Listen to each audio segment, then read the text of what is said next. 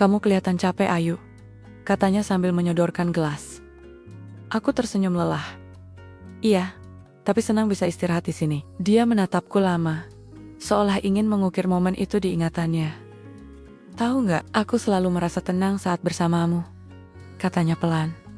Jantungku berdetak lebih cepat. Aku merasa ada sesuatu yang berbeda dari sorot matanya kali ini. Pak Darto mengulurkan tangan, menyentuh lembut ujung jilbabku, membuat bulu kuduku merinding. Kamu istimewa, Ayu.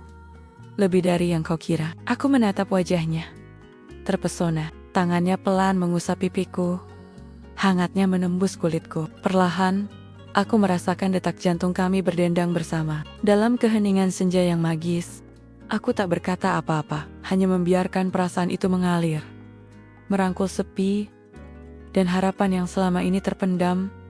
Dalam kehangatan itu, aku tahu bukan hanya tubuh yang dekat, tapi hati dan jiwa kami mulai menyatu. Halo Sobat Romansa Tante Ayu, bagaimana kabar kalian? Semoga semuanya diberikan kesehatan dan rezeki yang berlimpah ya. Absen dulu dong di komentar.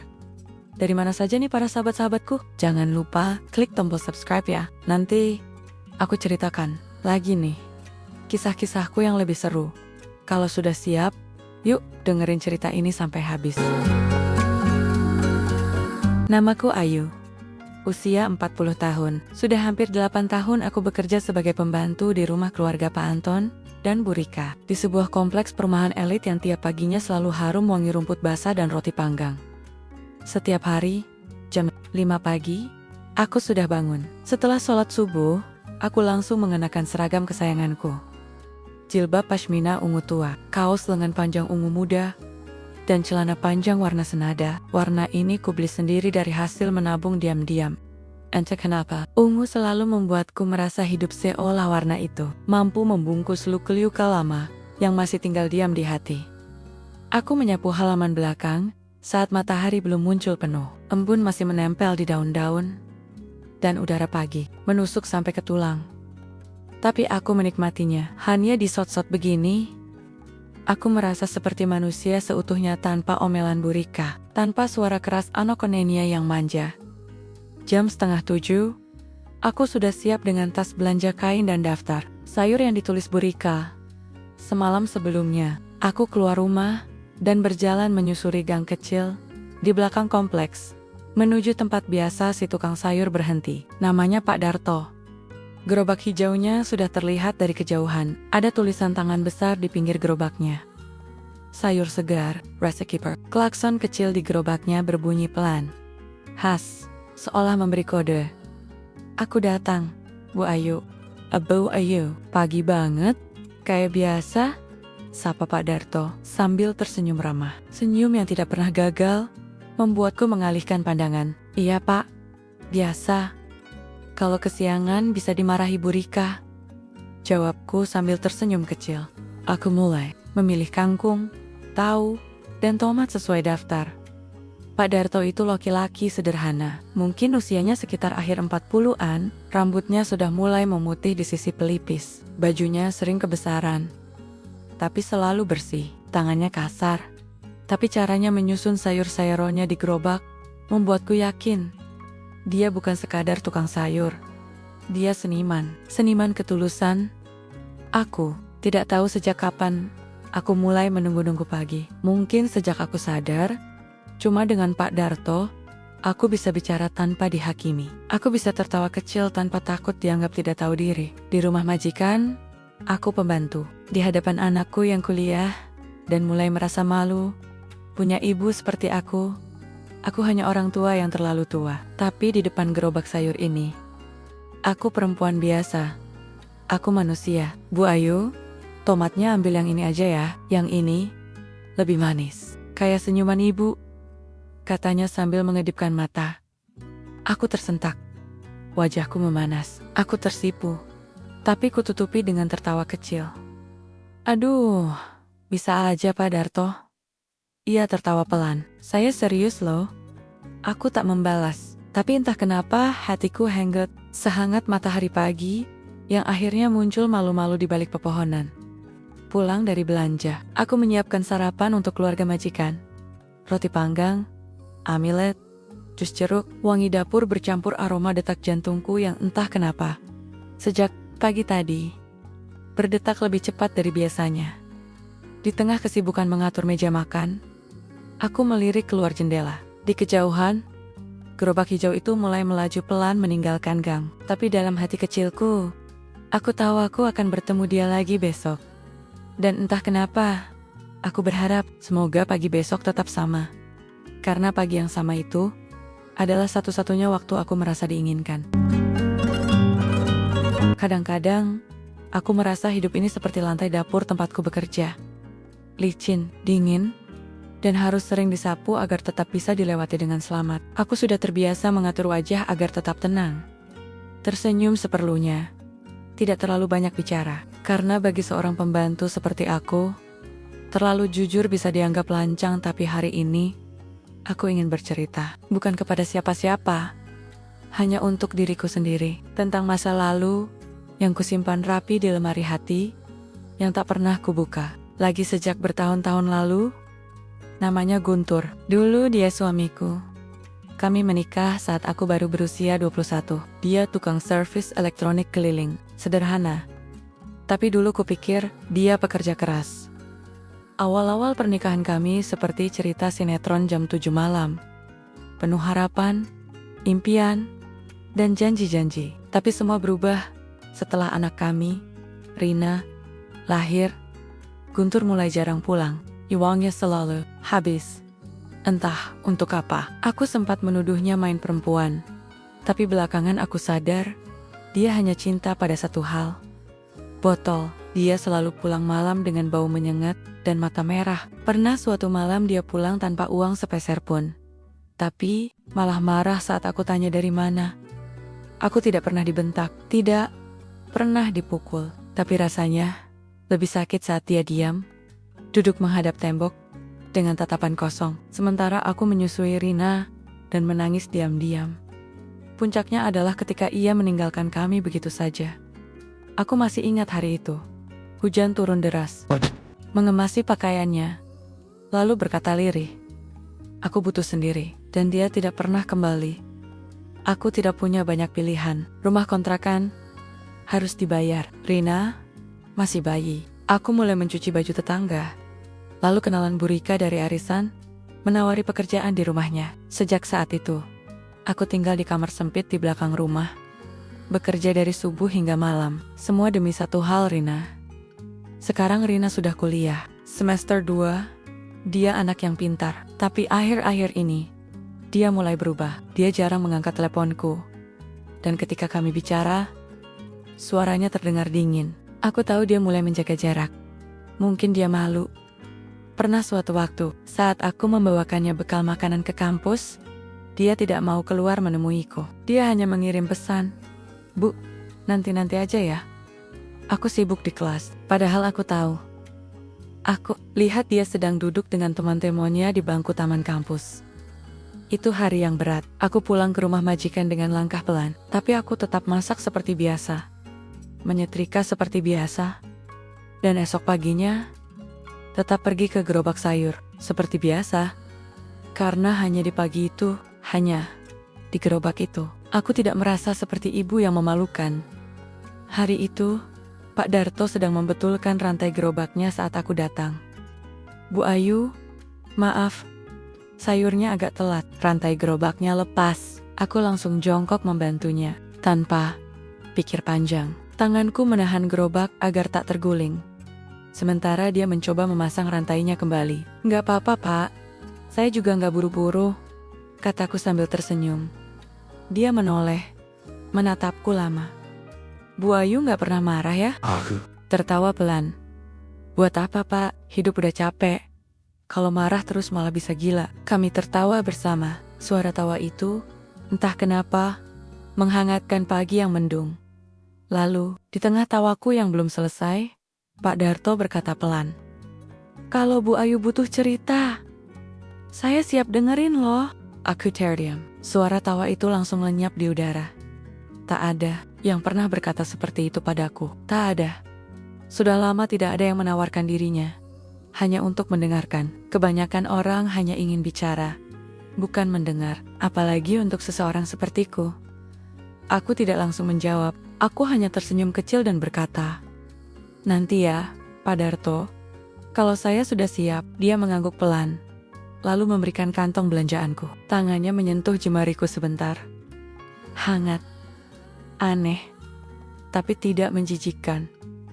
Untuk pertama kalinya setelah bertahun-tahun, aku pulang dari belanja dengan perasaan yang tidak bisa aku namai. Bukan cinta, bukan kagum, tapi ada harapan kecil, seperti cahaya lilin di ruangan gelap. Malam itu, setelah semua pekerjaan selesai, dan Bu Rika sudah masuk kamar, aku duduk sendiri di ranjang sempitku. Di atasnya, ada foto kecil Rina saat wisuda SMA. Dan di sebelahnya, aku menaruh satu kantong kecil plastik dari Pak Darto yang tadi tak sengaja tertinggal. Isi 3 buah jambu air dan 1 lembar kertas sobekan. Bertuliskan, "Untuk Bu Ayu yang selalu sabar." Aku menangis malam itu. Bukan karena sedih, tapi karena aku mulai percaya. Mungkin aku pantas untuk bahagia lagi.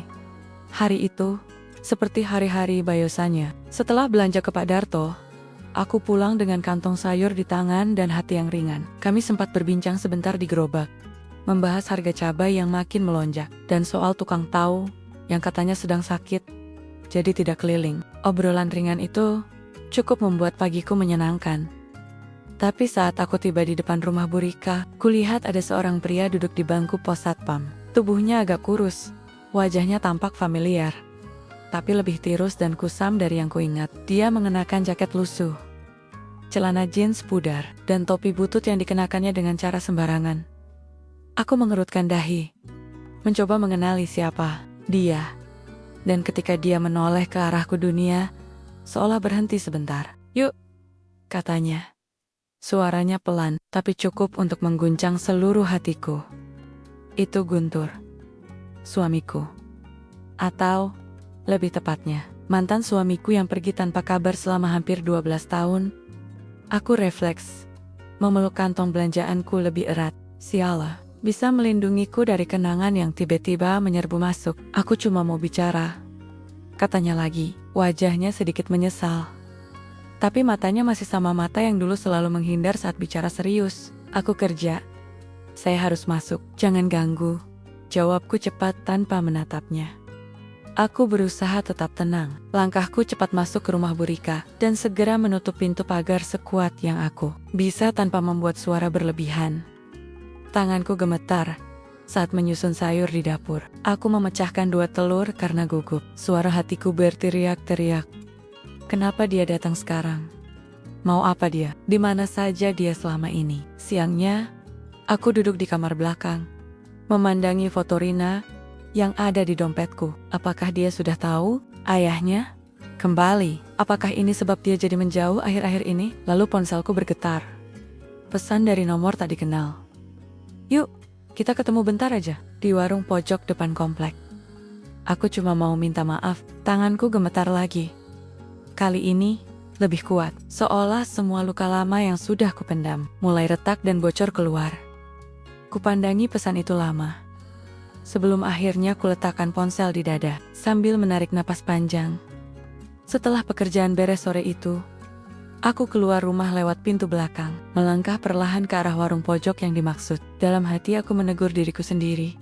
Kenapa aku datang? Kenapa aku masih penasaran?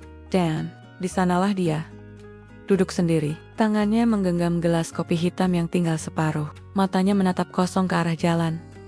Aku berdiri di depannya, menunggu dia sadar. Saat dia melihatku, dia tersenyum kecil. "Masih suka pakai warna ungu ya?" katanya. Aku tidak menjawab. Aku tahu aku salah. Sangat salah. Tapi aku balik bukan cuma buat minta maaf, Ayu. Aku kangen kamu dan Rina.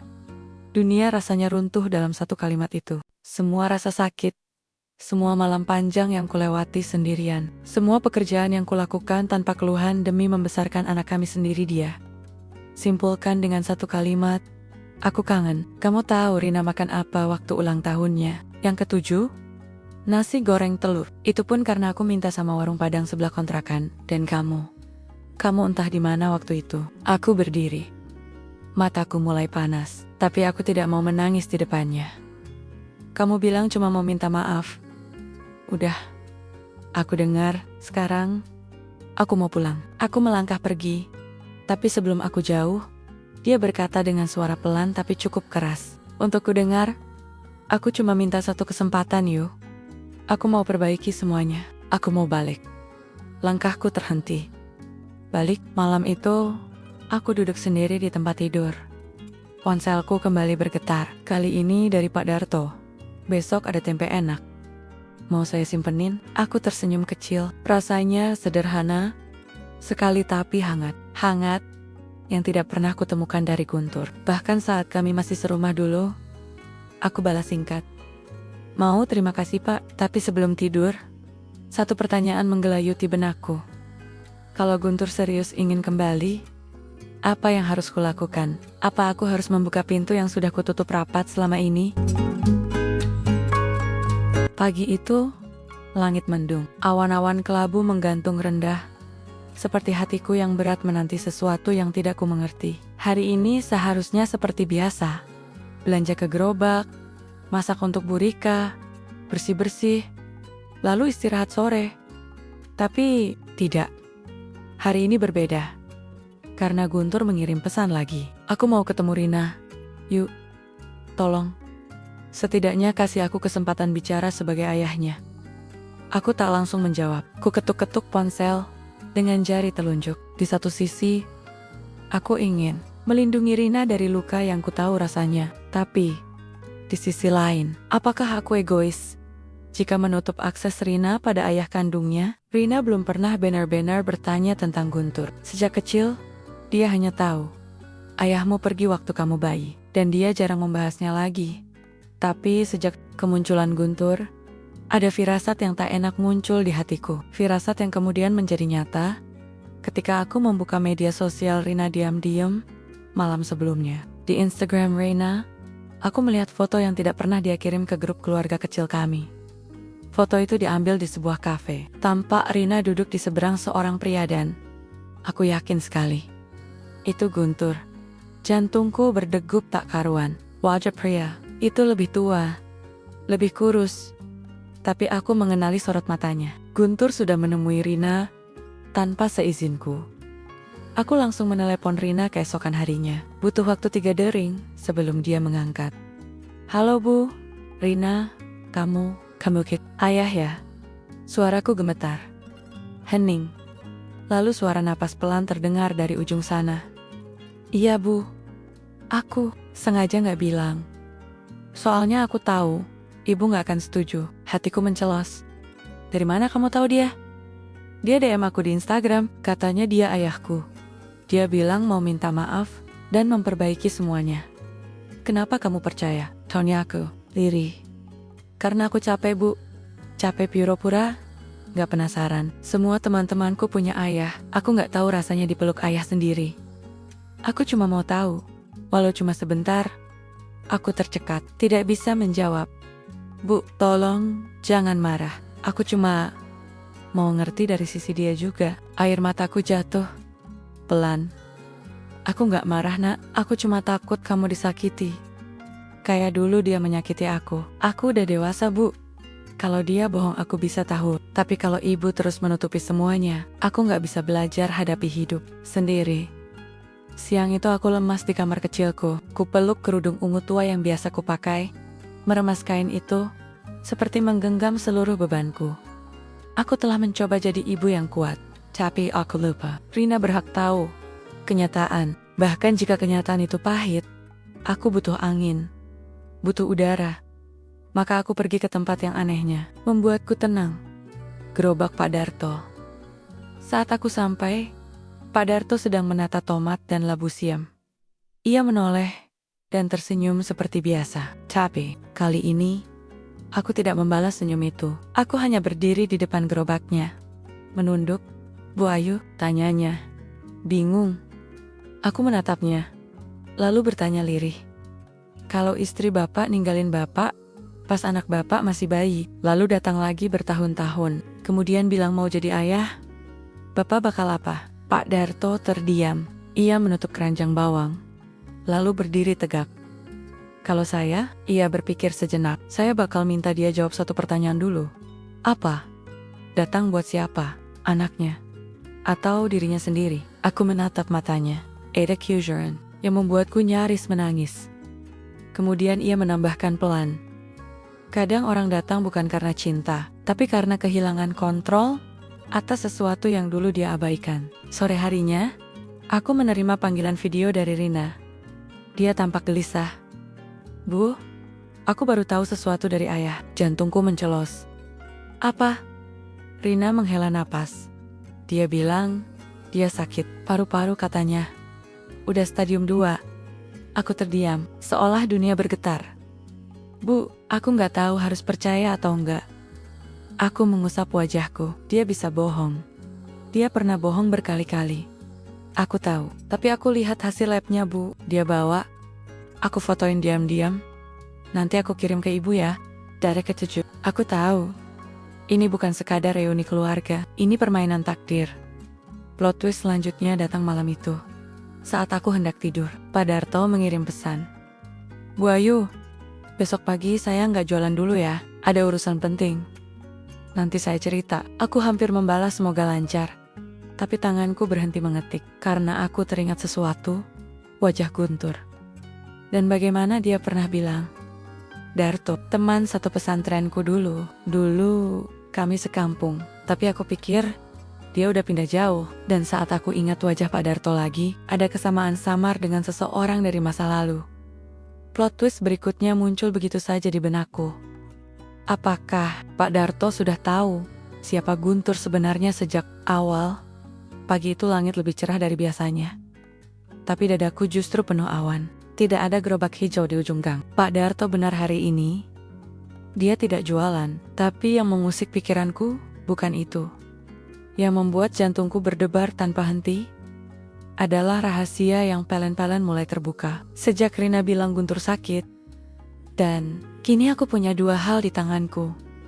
Foto hasil lab Guntur yang dikirim Rina lewat WhatsApp. Nama rumah sakit tempat Guntur mengklaim dirinya dirawat. Aku tahu, ada cara untuk mencari tahu apakah semua ini benar. Aku harus ke rumah sakit itu. Siangnya, aku izin keluar lebih cepat dari Bu Rika. Kukatakan ada urusan keluarga. Bu Rika mengangguk, cepat tanpa tanya banyak. Mungkin karena dia sedang sibuk meeting online. Aku mengenakan jaket tipis dan jilbab pashmina ungu tuaku seperti biasa, lalu naik ojek ke rumah sakit yang disebut Guntur. Sesampainya di sana, aku langsung ke bagian administrasi, menyebut nama lengkap Guntur dan menunjukkan hasil lab yang dikirim Rina. Perawat di meja depan mengetik sebentar, lalu mengernyit. Maaf Bu, tidak ada pasien dengan nama itu terdaftar di sini sejak 2 bulan terakhir. Aku tercekat. Banor, Mbak? Guntur Wicaksono? Usia 48 tahun? Perawat itu memeriksa ulang. Tidak ada Bu, mungkin rumah sakit lain. Aku menunduk, hatiku terasa kosong. Jadi, semua ini bohong lagi? Atau ada yang lebih dalam yang belum ku ketahui? Dalam perjalanan pulang, pikiranku kalut. Aku duduk di warung kecil depan kompleks, mencoba menenangkan diri. Di sana aku mendengar suara yang tak asing. Suara Pak Darto. Aku menoleh. Benar. Dia sedang berbincang dengan seorang pria paruh baya. Tapi anehnya, begitu melihatku, dia terlihat gugup. Bahkan, pria yang bersamanya buru-buru pamit dan pergi, aku mendekatinya. Pak Darto, saya pikir Bapak nggak jualan. Dia tersenyum kikuk. Iya Bu, ada urusan keluarga tadi. Apa Bapak kenal sama Guntur? Pertanyaan itu keluar begitu saja. Tanpa filter, wajah Pak Darto langsung berubah. Senyumnya menghilang. Matanya menatapku dalam, hening beberapa detik. Lalu, dengan suara berat, dia menjawab. Dulu, iya. Aku terpaku. Kami satu pesantren waktu remaja, tapi dia keluar di tengah jalan. Kami pernah dekat. Tapi setelah itu, dia berubah. Aku menelan ludah. Bapak tahu dia kesini? Baru-baru ini, dia nyari saya. Bilang, butuh bantuan. Saya nggak langsung percaya. Bantuan apa? Pak Darto menghela napas panjang, lalu berkata pelan. Dia minta saya rayu Bu Ayu, supaya bersedia balikan sama dia. Dek, dunia rasanya berhenti. Apa maksudnya? Dia bilang, Ayu pasti percaya sama saya. Saya ini orang baru dalam hidup ibu. Kalau saya yang bujuk, katanya, ibu akan luluh. Aku menatapnya, tidak percaya. Jadi, semua perhatian bapak, sapaan pagi itu, candaan tentang tomat manis. Semuanya, sandiwara, Pak Darto menunduk. Awalnya, iya, saya ragu. Tapi setelah itu, saya beneran lihat siapa Ayu. Air mataku menggenang. Lalu kenapa nggak cerita dari awal? Dia diam cukup lama, lalu akhirnya berkata, lirih, karena saya malu, saya pikir saya bisa bantu dari belakang layar. Tapi, makin hari, saya lihat Ayu bukan perempuan sembarangan. Ayu kuat, dan saya mulai ingin jujur. Aku berdiri. Perasaanku campur aduk, terhina, marah, bingung, dan anehnya masih peduli. Pak Darto, saya nggak tahu siapa yang lebih menyakitkan sekarang, Guntur atau Bapak. Aku melangkah pergi, tapi sebelum aku benar-benar menjauh, dia berkata, kalau Ayu masih mau dengar penjelasan saya, besok pagi, saya akan ada di tempat biasa. Tapi kalau Ayu nggak datang, saya akan pergi dari hidup Ayu selamanya. Aku tak menoleh. Langkahku terasa berat, tapi hatiku lebih berat. Malam itu, aku menangis diam-diam di kamar sempitku. Rina belum membalas pesanku. Dunia seperti menutup semua pintu dan semua orang yang pernah kubuka hati untuknya justru menyembunyikan sesuatu dariku. Tapi saat aku terpejam, satu hal muncul dalam pikiranku. Kenapa Guntur sampai meminta bantuan Darto? Apa dia sedang kepepet? Atau ada tujuan tersembunyi di balik semua ini? Aku bangun, mengambil ponsel, kubuka kembali foto hasil lab itu. Lalu, aku sadar sesuatu. Nama di pojok kanan atas, Guntur Wicaksono. Tapi, ada coretan samar di bawahnya. Seperti nama lain yang sudah dihapus. Aku perbesar. Dan aku tahu, hasil lab itu bukan milik Guntur. Aku tidak bisa tidur malam itu. Setiap kali aku pejamkan mata, yang muncul bukan mimpi, tapi fragmen wajah Guntur dan Pak Darto. Dua orang laki-laki, dua masa, dan sekarang, dua luka yang berbeda. Aku merasa seperti orang yang sedang berdiri di tengah perempatan. Tidak ada petunjuk arah, tapi kemanapun aku melangkah, aku tahu, ada risiko yang harus kuhadapi. Pagi harinya, aku tetap mengenakan pakaian yang sama seperti biasanya. Jilbab pasmina ungu tua, kaos, dan celana panjang ungu muda. Tapi kali ini, bukan sekadar rutinitas. Hari ini, aku berniat menata kembali hidupku. Mulai dari satu langkah kecil, menolak kembali jadi korban. Seperti janjinya, Pak Darto menunggu di tempat biasa. Gerobaknya tampak biasa, tapi wajahnya berbeda. Ada cemas, ada ragu. Aku mendekat, ia menoleh, dan tersenyum pelan, seolah tak yakin aku akan datang.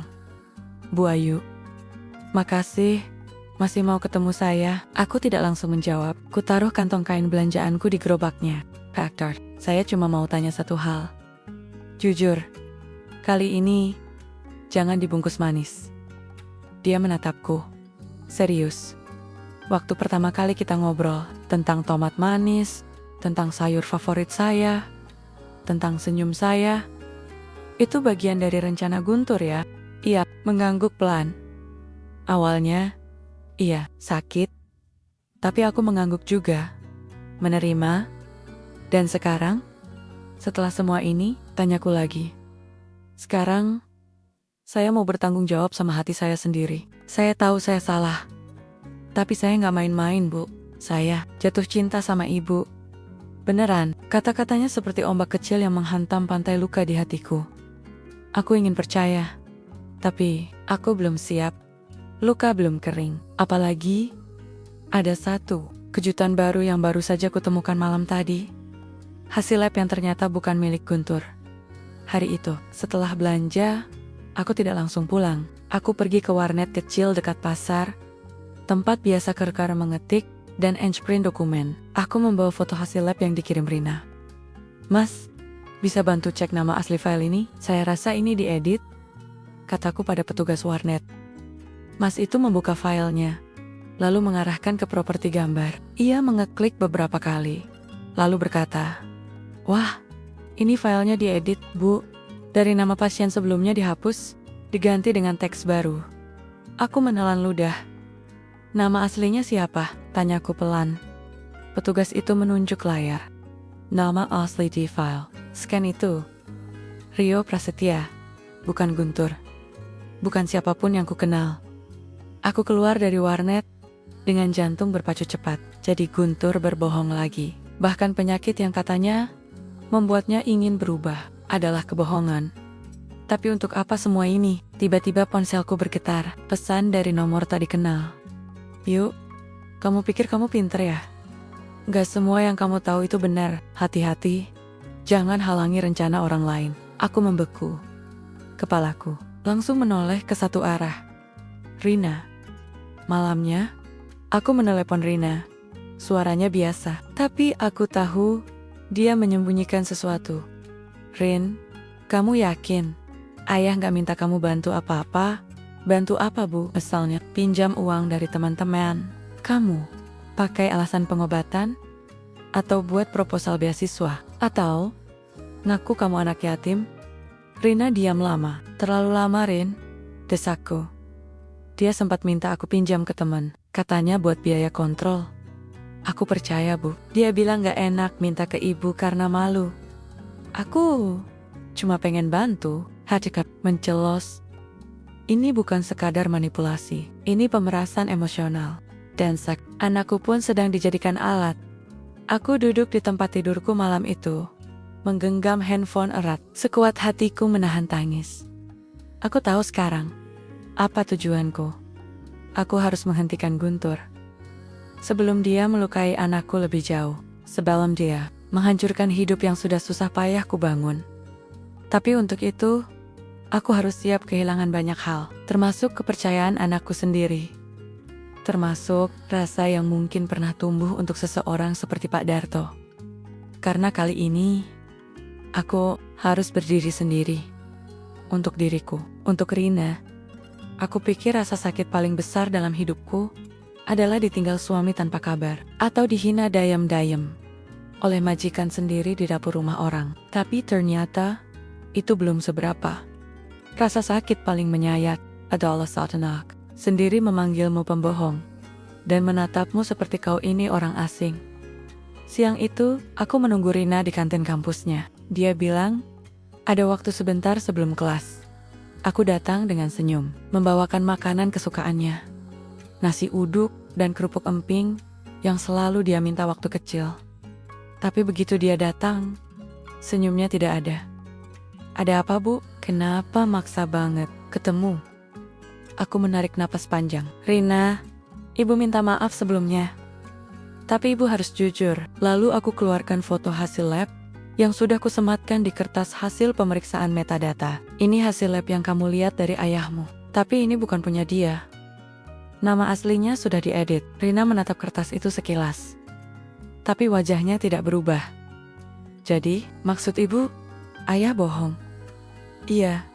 Dan bukan cuma itu, dia juga minta bantuan orang lain, termasuk Pak Darto, untuk mendekati Ibu. Ini semua permainan, Rin. Dia hanya kembali karena ada maunya." Rina mengerutkan dahi. Tapi bukan karena terkejut, melainkan marah. "Bu, kenapa sih? Kenapa Ibu selalu menjelek-jelekan ayah?" Aku terhenyak. Aku tahu dia pernah ninggalin kita. Tapi manusia bisa berubah, Bu. Gak semua harus dihukum seumur hidup. Ayah datang dengan niat baik, tapi Ibu malah ngorek masa lalunya terus. Aku menahan napas, tapi air mata sudah berkaca-kaca, Rin. Ini bukan tentang membenci ayahmu, ini tentang kamu, tentang menjaga kamu dari disakiti lagi. Rina berdiri. "Aku gak anak kecil, Bu. Aku bisa jaga diri. Aku capek. Ibu selalu merasa paling tahu segalanya. Sebenarnya, Ibu itu takut kehilangan aku. Atau takut aku tahu Kalau ayah nggak seburuk yang ibu ceritakan selama ini, aku seperti ditampar. Tanpa berkata apa-apa lagi, Rina pergi, meninggalkanku di meja kantin, sambil membawa nasi uduk yang belum disentuh. Malamnya, aku pulang ke rumah majikan. Dapur sudah sepi, Bu Rika dan Pak Anton sedang makan malam di luar. Aku duduk sendiri di kamar belakang, menggenggam sendok plastik bekas makanan Rina yang tadi tak disentuh. Air mataku tumpah. Bukan karena Rina membela Guntur, tapi karena dia meragukanku. Karena sebagai ibu, tak ada yang lebih menyakitkan daripada dianggap egois oleh anak yang selama ini kau besarkan dengan segala cara. Tengah malam, ponselku berbunyi. Nomor tak dikenal. Aku angkat dengan suara parau. Halo, yuk. Kamu keterlaluan, itu suara Guntur. Aku datang baik-baik. Aku coba perbaiki semuanya. Tapi kamu malah racuni pikiran Rina. Aku hanya jujur. Kataku tegas. Dia tertawa kecil. Pelan. Sinis. Kamu pikir kamu menang. Rina but. Ayah. Dia sendiri bilang. Dia muak hidup cuma sama kamu. Tahu nggak? Waktu dia kecil dia pernah bilang. Kenapa aku nggak punya keluarga kayak temanku? Dan kamu tutup semua pintu buat dia. Suara itu seperti bisikan iblis. Capek aku diam.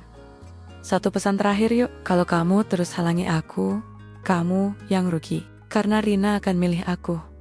Bukan kamu. Klik, telepon ditutup. Aku gemetar, tapi bukan karena takut. Melainkan karena aku tahu. Ini perang yang sebenarnya. Guntur tidak cuma ingin kembali, dia ingin menang. Dia ingin membalik cerita, menjadikan aku penjahat dalam kisah hidup Rina. Dan sekarang, Rina mulai percaya padanya. Pagi harinya, aku datang ke gerobak Pak Darto. Dia berdiri di sana, dengan ekspresi ragu-ragu. Aku menatapnya, lalu berkata datar. Mulai hari ini, saya nggak akan beli sayur dari Bapak lagi. Dia terkejut. Bu Ayu, saya ngerti kalau terima kasih sudah jujur. Tapi saya nggak bisa lagi punya orang di sekitar saya yang pernah pura-pura. Aku melangkah pergi. Tapi sebelum jauh, aku berbisik pelan, lebih kepada diriku sendiri. Mulai sekarang, aku akan lawan ini sendirian. Sudah 3 hari aku tidak berbicara dengan Rina. Pesan terakhirku di WA, hanya dibaca, tak dibalas. Ia masih kuliah, masih punya biaya hidup dari sisa tabunganku yang dulu kutitipkan ke tante di Bandung. Tapi kini, dia seakan menjauh seperti bukan anakku lagi.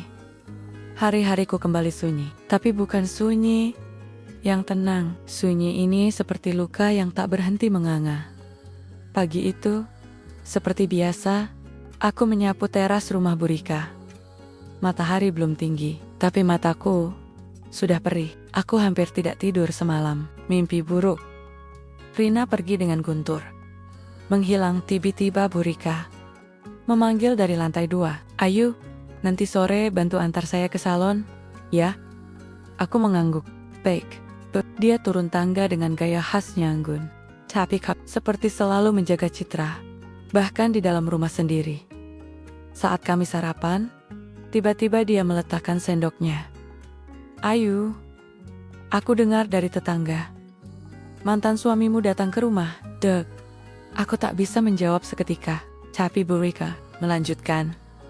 Maaf, aku bukannya mau mencampuri. Tapi kamu tahu sendiri kan? Kamu kerja di rumah kami. Nama kami juga bisa kena imbas. Aku menelan ludah. Maaf Bu, dia cuma mampir. Tapi sudah saya usir. Tidak akan terjadi lagi. Bu Rika menatapku tajam. Lalu berkata pelan. Kamu perempuan baik, Ayu. Tapi kalau urusan keluarga kamu menimbulkan gosip, itu bisa merugikan kami. Aku tahu maksudnya. Bukan sekadar peringatan. Itu ancaman halus. Sore harinya, saat mengantar Bu Rika ke salon, aku melihat beberapa tetangga berbisik-bisik. Salah satu dari mereka menatapku dan berbisik pelan ke temannya. Itu yang katanya disamperin mantan suaminya yang suka mabuk-mabukan. Serem juga ya. Aku pura-pura tidak dengar, tapi telingaku panas. Malam itu, saat aku menjemur handuk di belakang rumah, Seorang anak tetangga mendekat, namanya Fanny. Masih kelas 6 SD. Bu Ayu, benar ya? Ibu pernah ditinggal ayah Rina dulu, waktu masih kecil. Aku terdiam, bibirku gemetar. Fanny melanjutkan. Polos. Soalnya kata ibu saya, ibu tuh kasihan banget, pernah ditipu. Terus sekarang mantan ibu itu pura-pura sakit. Biar bisa ambil uang lagi, aku menutup mata. Guntur benar-benar menyebarkan ceritanya kemana-mana, dan entah bagaimana, versi dia terdengar lebih menarik untuk dipercaya. Di kamar, aku membuka HP. Ada satu pesan masuk. Dari nomor tak dikenal. Jangan lupa yuk, kalau kamu terus buka aib orang, yang jatuh kamu sendiri. Dunia ini suka yang manis, bukan yang benar. Aku tidak balas. Aku hanya buka galeri. Lalu kulihat wajah Rina. Foto dia waktu masih kecil, waktu ulang tahun ke -7. Waktu aku hanya bisa membelikan dia boneka kecil dari pasar loak. Tapi dia tetap tersenyum lebarin. Ibu kuat demi kamu. Tapi kamu harus sabar sebentar lagi. Dan malam itu, entah apa yang mendorongku, aku membuka catatan kecil di bawah bantal. Sebuah buku tulis murah, isinya tulisan-tulisanku sendiri. Sudah lama aku ingin menulis semua ini. Bukan untuk dibaca orang, tapi hanya untuk mengingat siapa diriku sebenarnya. Tapi sekarang, rasanya aku ingin orang tahu bahwa seorang pembantu rumah tangga bernama Ayu pernah jatuh, ditinggal, dihina, tapi juga pernah berani melawan. Malam itu, aku menulis dengan tangan gemetar. Kalau aku harus kehilangan anakku untuk sementara waktu, demi menyelamatkannya dari penipuan dan manipulasi, aku rela. Karena cinta ibu bukan sekadar memeluk, tapi kadang harus berani melepaskan supaya anaknya tidak tenggelam. Isak Pej. Aku menyalakan radio kecil tua di kamar. Suara penyiar menyapa hangat. Pagi ini, kita buka dengan lagu permintaan dari Ibu Ayu di Kebayoran. Aku tersenyum. Lagu yang kupilih, Rembulan Malam. Lagu yang sering kunyanyikan waktu menimang Rina kecil di pelukan. Entah dia mendengar atau tidak, tapi aku ingin dia tahu. Ibu masih di sini. Masih menunggu, dan tidak akan berhenti memperjuangkanmu. Karena rumahku mungkin runtuh, tapi aku sedang membangun pondasi baru. Dari puing-puing keberanian, aku tidak pernah merasa sekecil ini sebelumnya. Dunia seakan memunggungi majikanku mulai menjaga jarak. Tetangga menghindar. Bahkan Rina, anakku, setuju-setuju, kini seperti berpihak pada orang yang dulu menghancurkan hidupku. Sudah seminggu sejak terakhir aku bicara dengan Rina. Dia tak membalas pesan. Tak mengangkat telepon. Terakhir yang ku tahu, dia pindah kos ke tempat yang dibiayai Guntur. Dan pagi ini, sebuah pesan dari Bu Rika membuat jantungku nyaris berhenti. Ayu, setelah minggu ini, kami tidak lagi membutuhkan tenagamu. Maaf, kami ingin suasana rumah lebih tenang. Aku membaca pesan itu sambil terduduk di ujung kasur. Nafasku pendek. Pekerjaan yang kutekuni hampir 12 tahun, hilang begitu saja. Bukan karena kesalahanku bekerja, tapi karena kehidupan pribadiku dianggap terlalu mengganggu citra. Aku tahu, ini pasti ulah Guntur. Dia pintar, licin, dan sekarang dia berhasil menyingkirkanku, bukan dengan kekerasan, tapi dengan gosip, dengan opini, dengan citra. Aku mendadak merasa seperti orang asing di hidupku sendiri. Sore itu, aku berdiri di depan cermin kecil di kamar belakang, melihat pantulan wajah yang tampak lebih tua dari usianya. Aku bicara pada diri sendiri. Ayo, sampai di sini. Kamu harus berhenti berharap orang akan paham. Sekarang tinggal kamu dan pilihanmu. Tepat malam itu, aku menerima pesan suara dari Rina. Suara lirihnya membuatku menggigil. Bu, ayah mau ngajak aku tinggal bareng, katanya. Aku gak usah kuliah lagi. Aku bisa bantu usaha barunya. Aku bingung, Bu. Tapi aku capek bolak-balik di tengah kalian. Maafin aku, air mataku pecah. Tapi aku tahu, tangis tak akan menyelesaikan apapun. Jika aku diam, maka aku akan benar-benar kehilangan Rina. Aku menulis surat kecil, kutinggalkan di meja kamar majikan. Terima kasih atas segalanya. Saya pamit, saya harus memperjuangkan satu-satunya hal yang masih tersisa dalam hidup saya. Anak saya. Pagi itu, aku angkat satu koper kecil. Di dalamnya hanya baju ganti, beberapa dokumen, dan satu foto lama, aku dan Rina, di depan sekolah dasar. Aku tidak tahu akan tinggal di mana malam ini. Tapi, aku tahu. Aku harus bertindak. Aku harus membuat Rina melihat sendiri siapa yang tulus dan siapa yang manipulatif. Dan itu hanya bisa terjadi jika aku datang langsung ke tempat itu. Ke rumah kontrakan Guntur. Petang itu, dengan langkah gemetar, aku berdiri di luar pagar rumah sederhana, berwarna hijau kusam. Dari balik tirai jendela, aku melihat sosok Rina sedang duduk, dan Guntur di dapur, menggoreng sesuatu sambil tertawa. Adegan itu seperti tamparan, tapi aku tak pergi. Aku mengetuk pelan pintu pagar. Tak lama, Rina membuka, matanya membelalak. "Bu, ngapain kesini?" Aku tak menjawab. Aku hanya mengangkat koper kecilku. "Kalau kamu memang mau tinggal sama ayahmu, izinkan ibu tinggal seminggu saja di sini." 1 minggu. Rina menatapku tajam. Guntur muncul dari balik pintu. Suaranya tajam, dingin.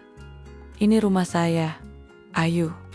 Kamu gak bisa seenaknya masuk." Aku menatap matanya. "Kalau kamu benar-benar yakin kamu lelaki yang layak dipercaya anakmu, izinkan aku di sini. Biarkan Rina menilai dengan mata dan hatinya sendiri." Setelah itu, aku pergi, sunyi.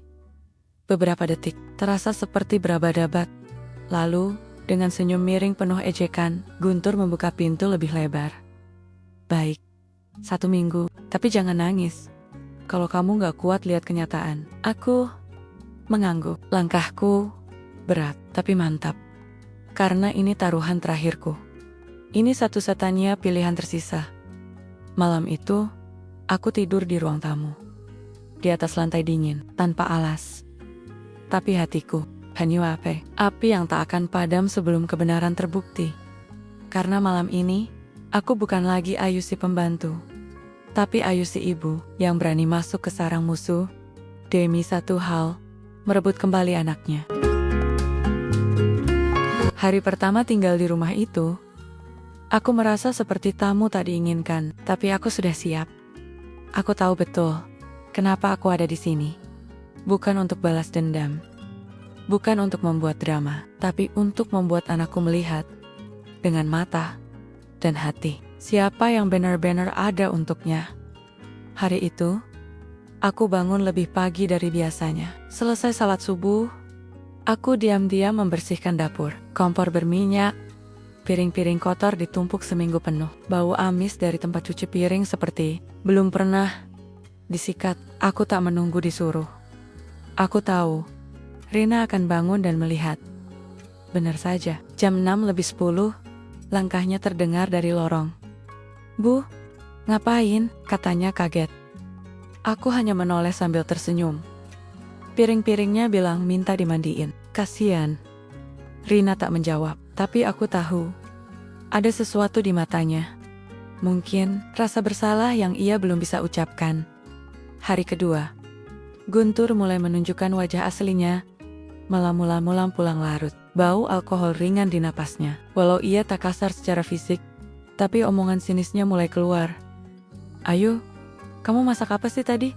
Nasi keras banget. Kamu kerja di rumah orang kaya bertahun-tahun, tapi masak masih kayak anak kosan." Aku tak menjawab, tapi Rina yang mendengar. Tampak tersentak. Hari ketiga, dia membawa seorang temannya ke rumah. Lelaki berumur, berjenggot rapi, membawa map besar. Guntur memanggil Rina. "Ayo, kenalin, ini Om Hasan, investor ayah. Kita mau buka usaha warung kopi di depan kampus kamu. Kamu nanti bantu kasir ya." Rina tampak bingung. "Tapi kuliahku gimana ya?" Guntur tertawa kecil. "Kuliah itu bisa disusul. Usaha itu gak datang 2 kali. Kamu tinggal sama ayah, berarti bantu ayah.